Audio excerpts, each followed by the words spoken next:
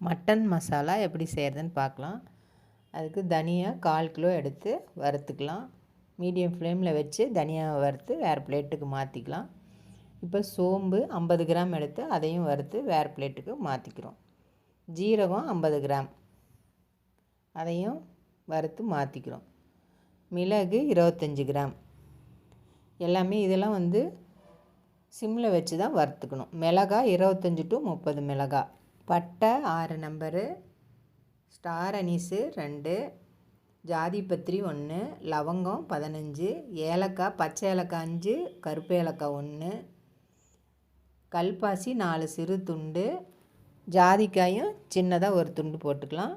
பிரியாணி இலை 15, கசகசா 50 கிராம் எல்லாம் வறுத்து மிக்சி ஜாரில் சேர்த்து கொஞ்சம் கொஞ்சமாக நல்லா பொடியாக அரைச்சிக்கலாம்.